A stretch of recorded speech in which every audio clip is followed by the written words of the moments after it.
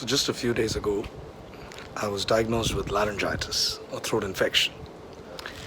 And it's funny because today I'm choosing to talk to you about voice and the weight of your voice, really. So I went to the doctor about 4 days back and he diagnosed me with laryngitis, and the advice that he gave me was to speak less. And I think that's the best advice that I could have got. I think many of us can receive, because the last couple of days have been quite amazing for me, really. Because I couldn't speak too much, because it pained every time I spoke, I had to literally consciously think before speaking. And I had to really choose my words with a lot of efficiency and choose when is it that I would engage in a conversation and when I would choose to be quiet.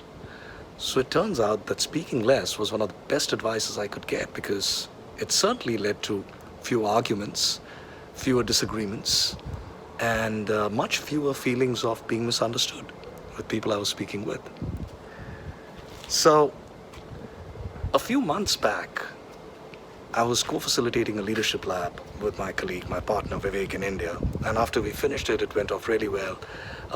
He and I were in a discussion doing a debrief, which is something that we do after a lab, really talking about how it went and what we learned from each other and so on and so forth. And he had done a terrific job. Vivek had created good interventions for many leaders, and he had done a very, very good job.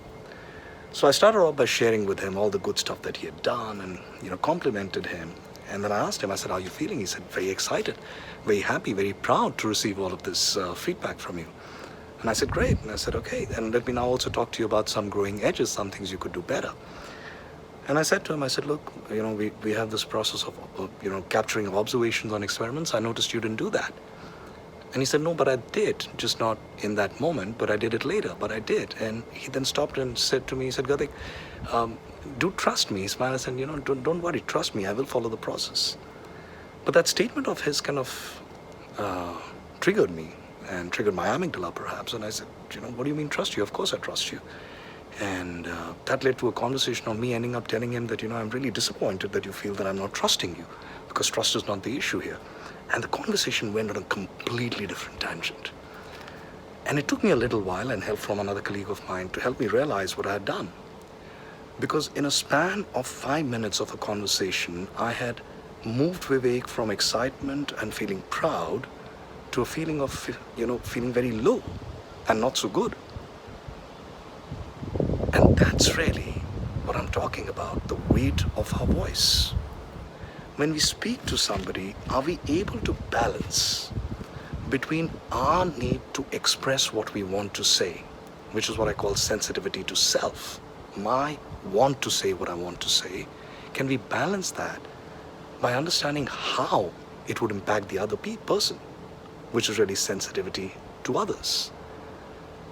Can we find this balance of striking this sensitivity to self and sensitivity to others when we're in conversations? Because sometimes when we're in a lab setting and we've gotten the group to a space where they're being very authentic, open dialogues are happening, and the leader's sitting there and the team members are sitting there, one of the questions that we ask the team members sometimes is, how do you feel in presence of your leader? And it's interesting, sometimes people are so open and vulnerable, and people are also ready to receive. Sometimes team members say scared or pushed. And very often for the leader, that's a revelation of what is it that I'm ending up creating with the way I'm leveraging the weight of my voice. So think about an important conversation that you need to have today or tomorrow. And see if you can take a moment out to think about how you can strike the balance between your sensitivity to your own need to express what you want to, along with your sensitivity to others, of how is it that it would impact them. And literally do what we've been hearing for ages. Think before you speak. Have a good day, everyone.